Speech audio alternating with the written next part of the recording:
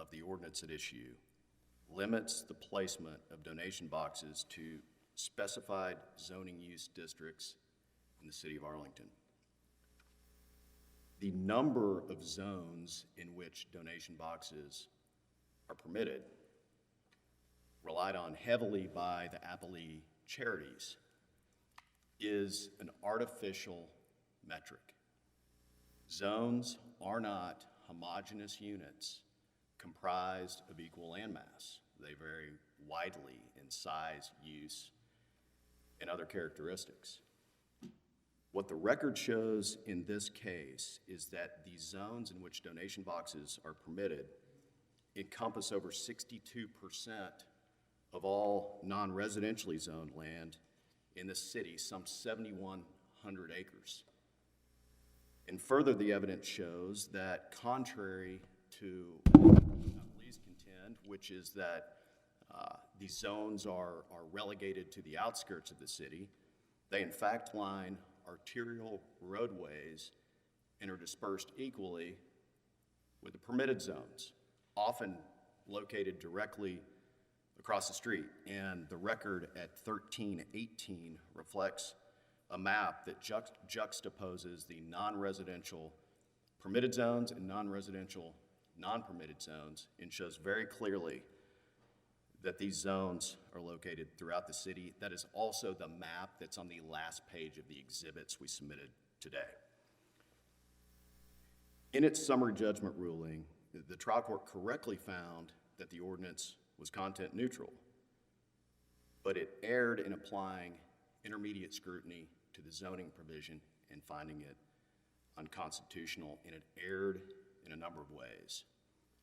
First, running afoul in making the same mistakes that the Second Circuit made in Ward versus Rock Against Racism, the court improperly substituted its judgment for that of the City Council in finding that space-based restrictions, as opposed to zoning-based restrictions, would be just as effective at curbing the ills the city sought to address. Similarly, just as in Ward, the court erred by holding the zoning provision cannot stand absent evidence that the ordinance's other regulations or less restrictive zoning limitations prove ineffective to control the substantial government interest at issue.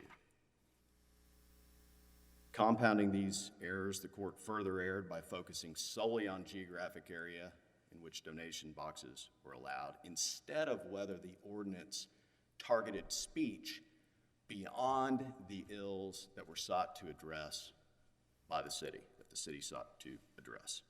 And lastly, the court did not consider all of the alternative channels of communication through which appellees may, and in fact do, solicit charitable donations. They do that through door-to-door, they do that through flyers, billboards, telephone calls. They even have brick and mortar donation drop-off locations in the city.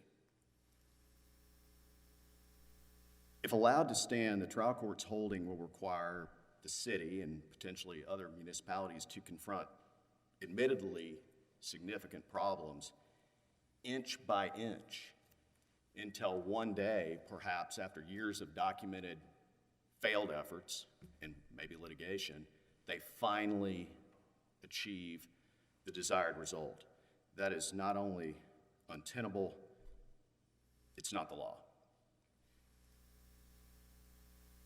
A regulation will not be held invalid simply because a court concludes the government's interest could be served some other way. And in describing this, in the Ward case, the Supreme Court said the Court of Appeals erred in sifting through all the available or imagined alternative means of regulating sound volume. This related to the band shell in Central Park. In order to determine whether the city's solution was the least restrictive means of achieving the desired end, citing Albertini, the court stated, "Our cases quite clearly hold that time, place, and manner regulations are not invalid simply because there are some imaginative alternatives." The trial court made these same mistakes here in concluding that the space-based restrictions would be just as effective as zoning-based. In fact, the United States Supreme Court has upheld time, place, and manner regulations based on spacing and based on zoning. And those were the Renton and the American mini theater cases. Arlington's reasoned decision to utilize zoning instead of space-based restriction was appropriate, reasoned, evidence-backed, and should have been deferred to by the trial court. The court likewise erred by requiring the city to prove with evidence that less restrictive alternatives were insufficient before upholding this provision. It is firmly established that content-neutral time, place, and manner regulations need not be the least restrictive means, provided that they do not burden substantially more speech than necessary. Now, to be clear, a government may not regulate in a manner that burdens substantial speech beyond that which it seeks to address, and that happened in the Redondo Beach case, where the city passed a citywide non-solicitation ordinance based on traffic problems that occurred at just 2 intersections and was the result of day workers seeking work in those locations. Nevertheless, the city passed a sweeping anti-solicitation measure that arguably precluded lemonade stands and the sale of Girl Scout cookies. And clearly that was not targeted and not narrowly tailored to the problem that was experienced. The ordinance here suffers from no such flaws. It was passed to address operator accountability, illegal dumping and cleanliness, traffic and pedestrian safety, the reduction of visual blight, and very importantly, to aid in the enforcement of donation boxes, because Arlington code compliance does not have near the number of officers as the police department, for example. And so it is much easier for the city to patrol and enforce donation boxes if they are in defined areas. And this case has held that that is that administrative convenience and ease is a valid government interest. And that was in the International Society of Krishna versus Eves case, 601 F. 2nd 809, and the pinpoint side is. I want to be sure I'm understanding. What are you claiming is your valid government interest in this case? What was the zoning provision designed to address? Yes, Your Honor. So there were the ordinance as a whole was to address what is reflected in the record as a years-long problem with unattended donation boxes. They had proliferated throughout the city.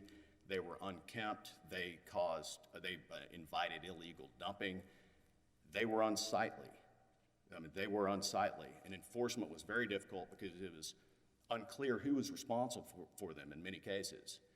And what the city's studies show, and this is in the record, is that the biggest problem with donation boxes was located in the city center. Those areas, by definition under the Unified Development Code, consist of shopping centers and malls and offices where there are multiple tenants per property, and these tenants would each authorize the placement of donation boxes, and it would result in multiple donation boxes, a lack of clarity as to which property owners were responsible for those, and other issues. In addition, these are gateway intersections in the city. These are intersections that are, in essence, if you're familiar with Arlington, Texas, are in the region of the Cowboy Stadium and the Texas Rangers baseball stadium. They are flagship areas. They are not the most high traffic. Appellees argue that, well, these are the highest traffic, we should be able to solicit there. There's no evidence in the record of that. But what these intersections are Arlington's first opportunity to make an impression on visitors, potential students, businesses they may want to attract, and they therefore have a substantial interest in restricting the placement of donation boxes in those areas. And those are factors that played into the passage of this ordinance. And I want to be very clear that unlike many of the cases that the parties cite, the record here as to Arlington's considerations in passing this is robust. They studied donation boxes for 5 months. They sought and received input from all donation box stakeholders, including Ms. Donnelly and her charity clients in this case. They submitted questionnaires and actually had passed a previous version of the ordinance, then amended it before it went effective in an effort to strike a balance as to what worked for the city and what doesn't. And again, referring back to the map I provided and that's in the record, these areas are dispersed throughout the city. There are over 7,000 acres in which donation boxes can be placed. So far from the total ban in Planet Aid, which was passed to target 2 specific charitable donation boxes, incidentally. This ordinance allows ample opportunity to not only place boxes, but it leaves open all of the other channels of communication, and it is decidedly content neutral. Now, I'd like to briefly address. Before you leave that issue, really as a follow-up probably to what Judge Graves asked you, it seems to me that if the plaintiffs are correct, that there is a dramatic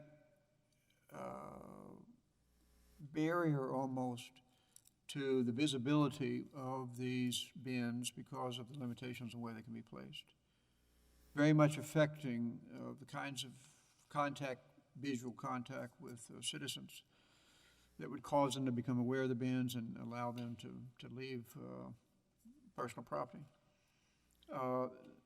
That's a factual question, it seems to me, just how widespread availability there are, how limited that is. You say Arlington reasonably wants visitors not to see trash lying around next to these bins and whatever.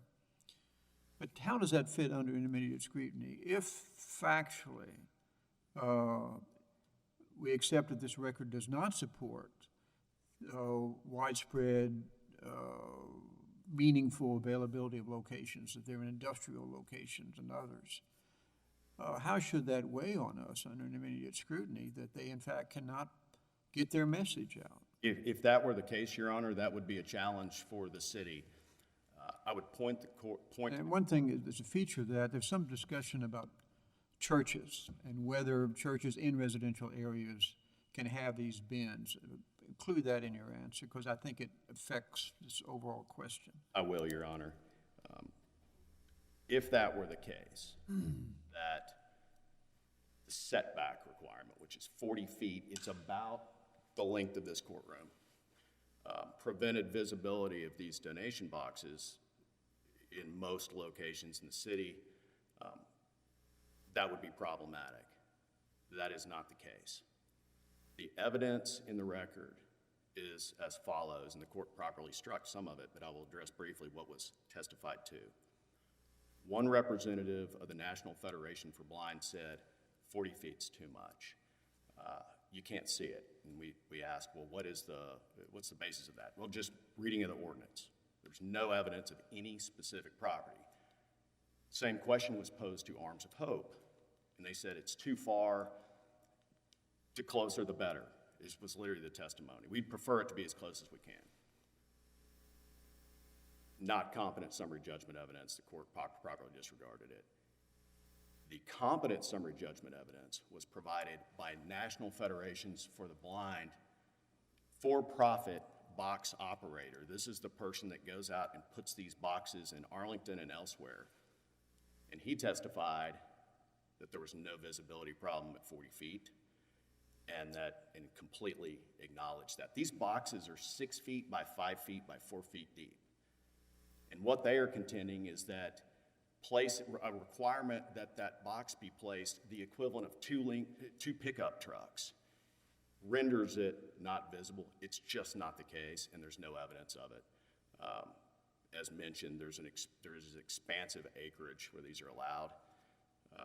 It would be remarkable for there not to be visibility in a considerable, if not complete, portion of that There are acreage. two other features of this, and I know you're going to get to the church, but also it's not just the setback, it's the locations, that they're in less desirable locations of the city. And so the evidence on that, it seems to me, is to me the bigger fact question, not the setback so much. Thank you, Your Honor, and I will address the church question too. That's just simply not the case. The Unified Development Code describes the zones and says exactly where they are. And with respect to general commercial, that zone, it's the biggest zone in the permitted areas.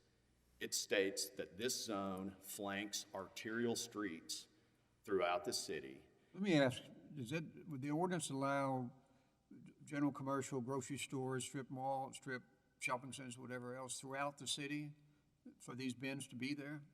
No, the ordinance restricts the placement of bins to certain zones. So certain Understood, zones. and so there's a huge part of the city where they're not allowed. They're allowed. Maybe you're right, I'm just asking factually. Yeah, factually, Your Honor, that would depend whether you include residential. Residential is not seriously in dispute. They say, well, we'd like to place them in churches in residential. Well, churches are also placed in non-residential, and they haven't filed applications and placed any there. But if you set aside residential, where they do not contend they should be able to widely place boxes, then boxes are allowed in the majority of the city, in 62% of the non-residentially zoned areas of the city. It's a considerable area. With respect to where these areas are located and whether they are on the periphery or on the outskirts or somewhere where people can't see them, I would again refer the court to our map, the last page of our exhibits today, which shows often these areas, the permitted areas, are right across the street from the non-permitted areas. And they flank the same roads, and they are dispersed throughout the city. And on that map, it's the green shaded area is the permitted area, and the red is the non-permitted area, non-residential. And it clearly reflects, and there's no evidence to the contrary, that these areas are widespread throughout the city on major roads. All right, counsel, thank you very much. Thank you, Your Honor.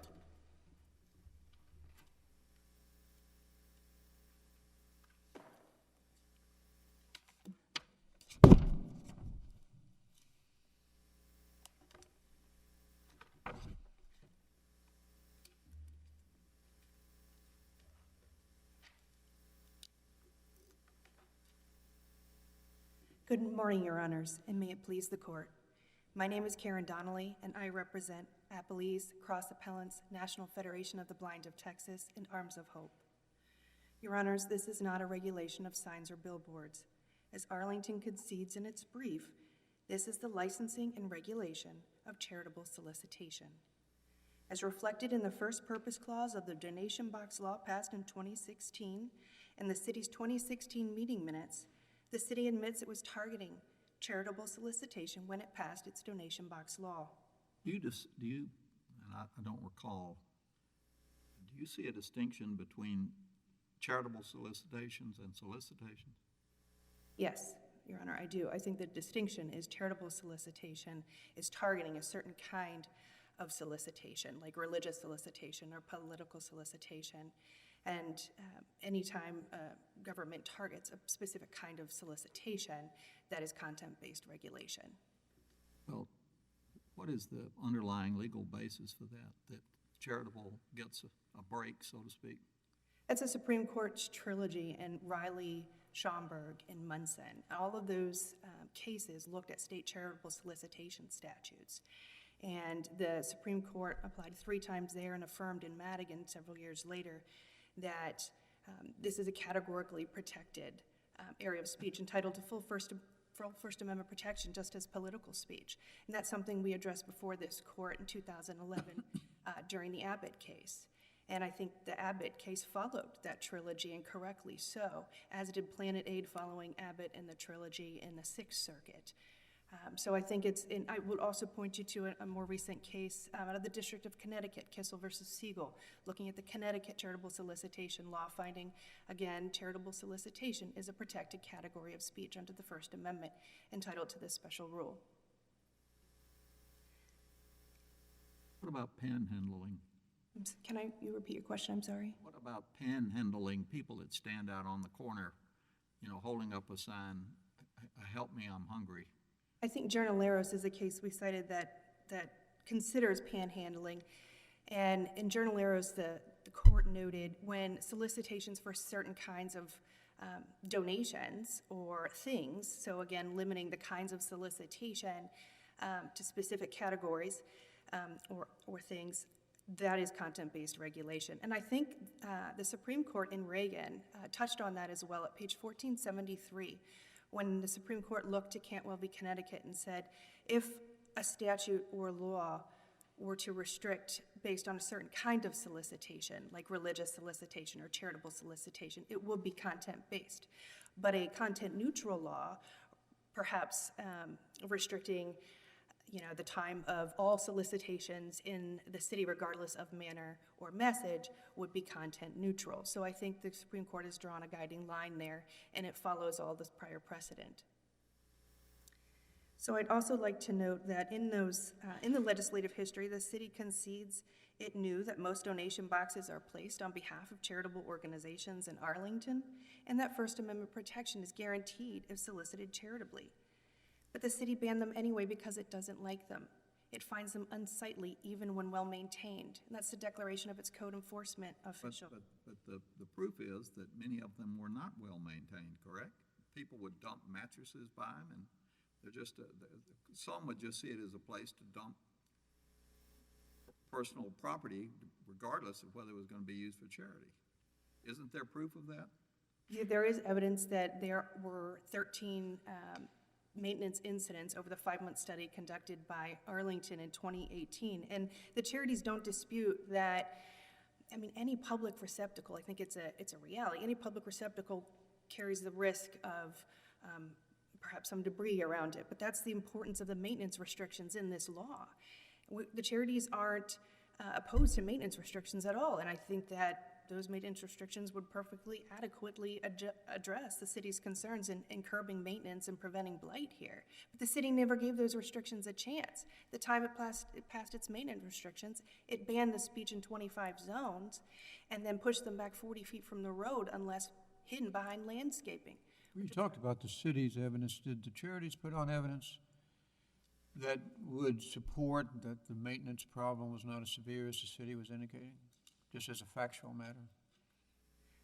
May I ask you to repeat your question? I'm sorry. Did the charities put on any evidence to indicate whatever problems the city was alleging about maintaining these bins was exaggerated, and in fact, your own survey or in some other way, you showed that most of the bins were properly maintained, or whatever your evidence may have been? Was there evidence like that, and if so, what was it? No, the charities didn't put on any evidence as to the cleanliness of the bins other than breaking down the city's study as showing only 13 incidents over a 5-month period. I can point to some other facts that are in the record that would... Let me ask you before you leave that piece. Were those reports, you said a survey by the city over a 5-month period, perhaps you said? What was the nature of that survey? Were they going to all these bins over a 5-month period and seeing week by week, month by month, what they looked like? Yes, and I can go back and look at the exact Well, that's fine. frequency of the visits, but they basically toured all of the donations. So they represented it as, this is what they're like throughout the city over this 5-month period? Yes, it's a report in the record. All right. And I'd also like to point the court to the reality that since the donation box law was passed, only 5 permits have been granted. So I think that shows the significant barrier of entry based on these provisions. Is that in the record? Yes, let me pull that for you.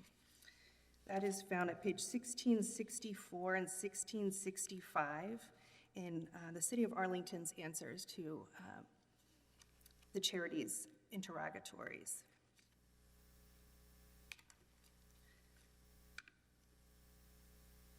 The city argues that banning donation bins from most of Arlington is okay because it leaves open alternative channels for charities to solicit through alternative means, such as door-to-door.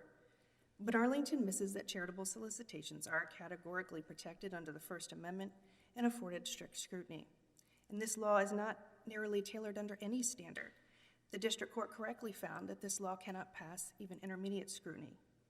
Underneath all of Arlington's... Intermediate scrutiny as to part of the law, part of the ordinance, That's correct, Your Honor. just the zoning portion.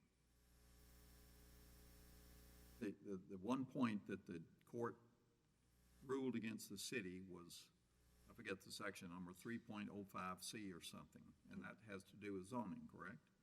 Where they can be placed. Yes, Your Honor, it's 3.01C, and that's the zoning restriction, limiting them to 3 of 28 zones. Yes, Your Honor. That was the only point. That was the only point that that was the only claim that the district court found for the charities on. Yes, Your Honor.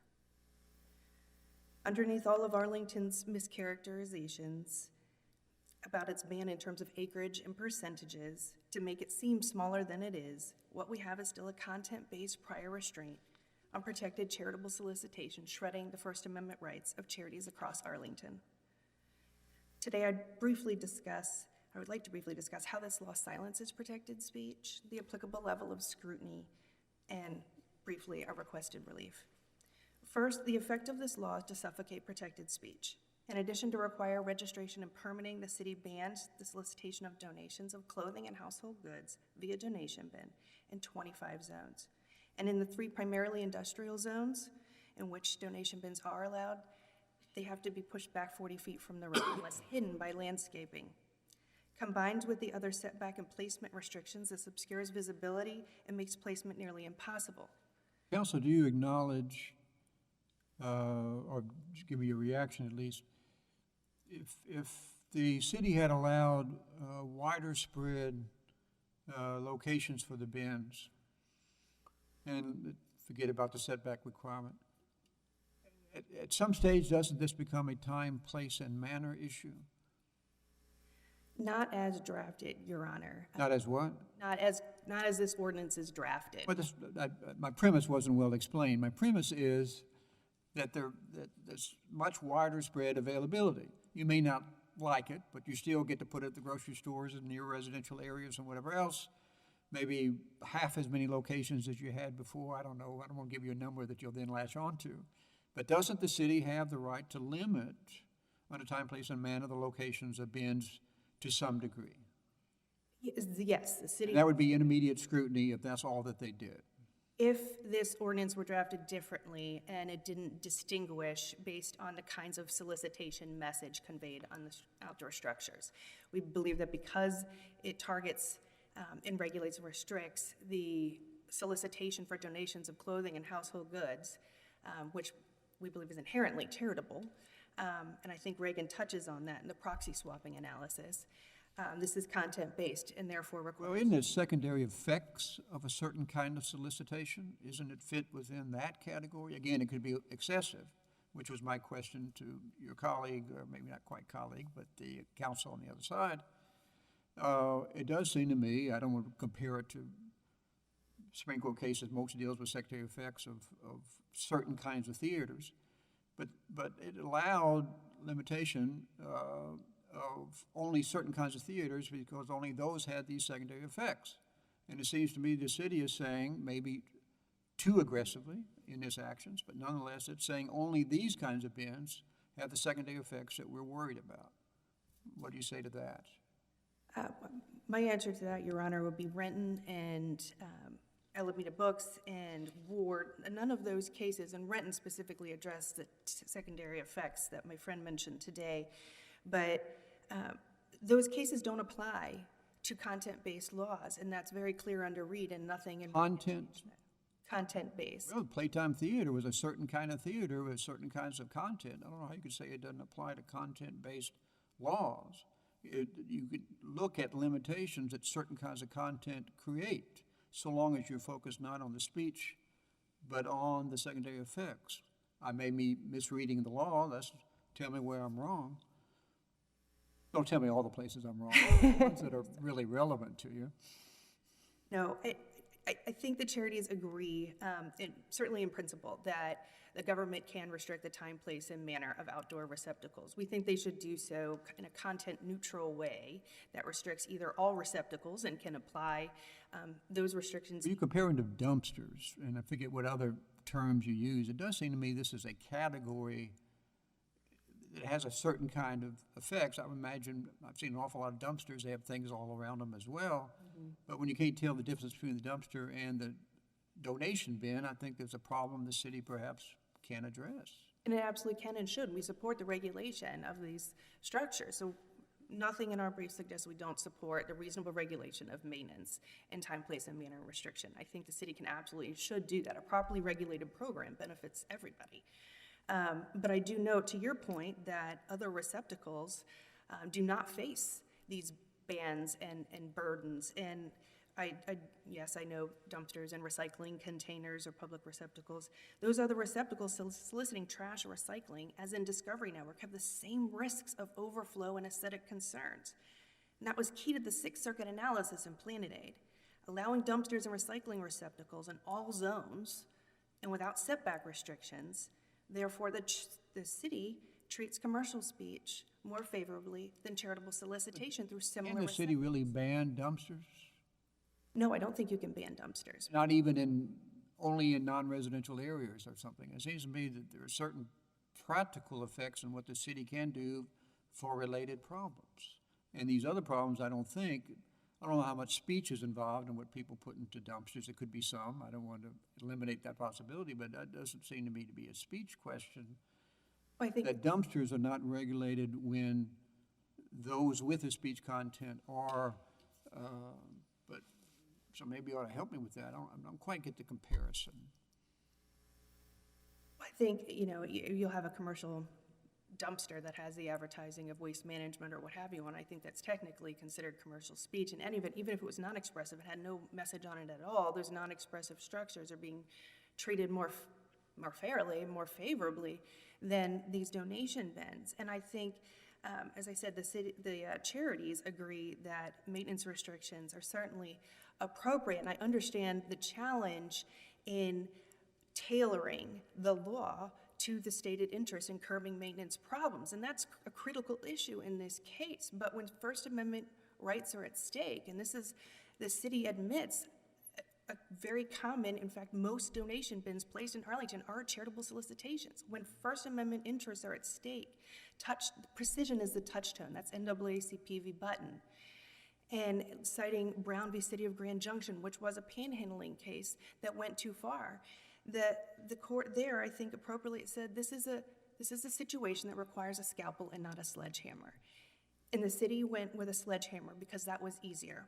And the Supreme Court, in a recent decision in Americans for Prosperity Foundation versus Bonta, commented on the weakness of the interest in administrative ease, particularly in the First Amendment context, and that was a charitable solicitation context. The government cannot, because it's easier, ban protected speech. I don't recall the papers, the donation boxes or bins are 6 feet by 4 feet by 5 feet. But do they have covers? I don't recall whether they have covers.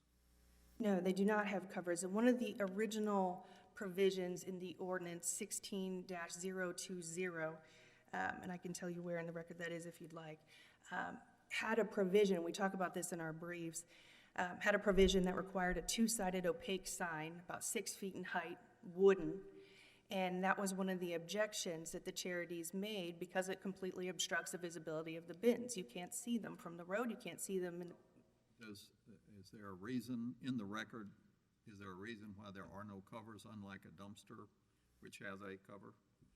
because you wouldn't be able to see it? No, ma'am, a I'm cover. sorry. A cover on top, so you lift. Oh, a lid. I'm so sorry, Your Honor. Yes, there are lids, and they're required to, I believe, have lids and locking mechanisms, but Okay, so they do.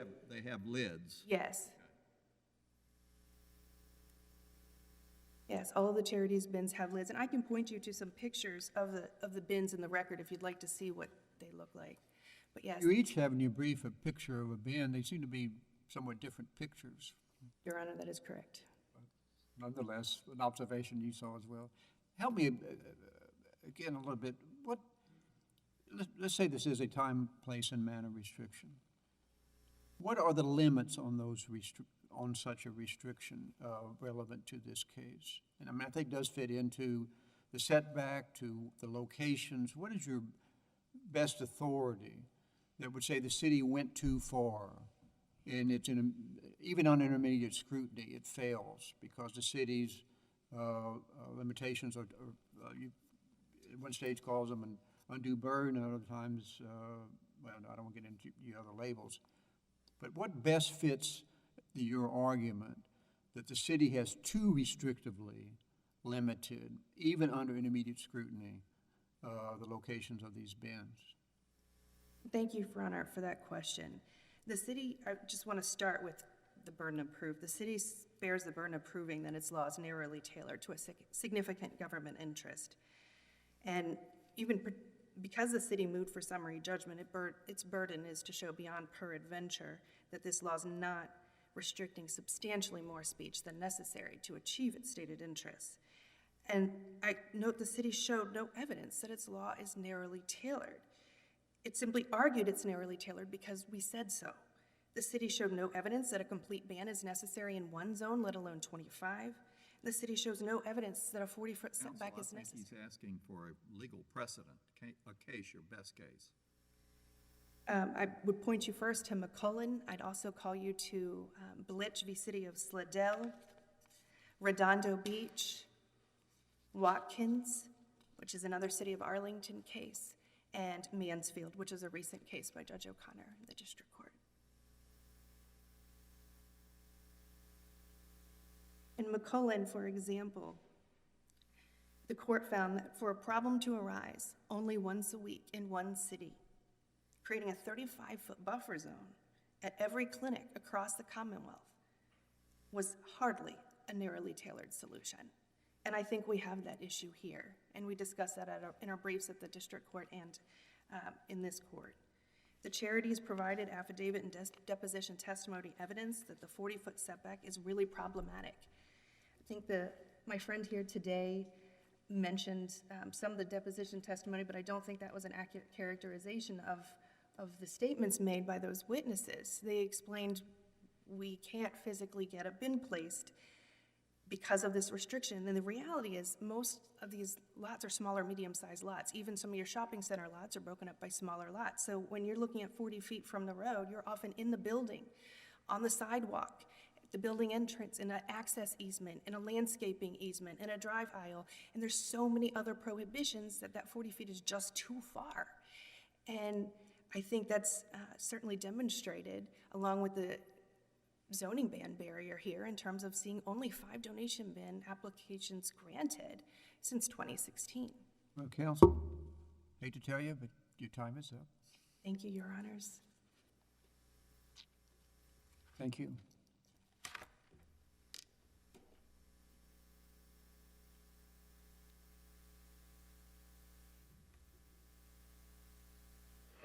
Your Honors, I would like to address a few points that my colleague raised.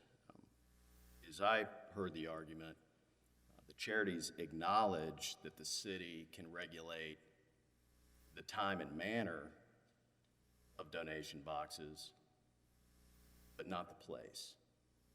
This is a time, place, and manner regulation that regulates all 3 aspects of that type of regulation. I would rephrase what opposing counsel said as saying you can regulate all 3, but you can't over-regulate all 3.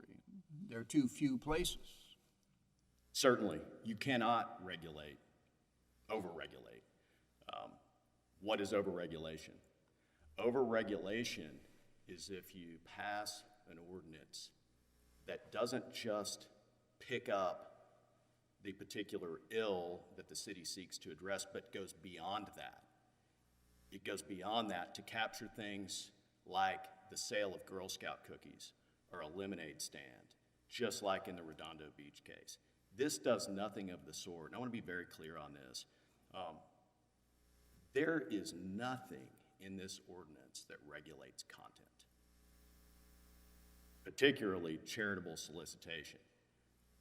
The ordinance requires two things: that the donation box operator be identified, and text stating that all items must fit in the box.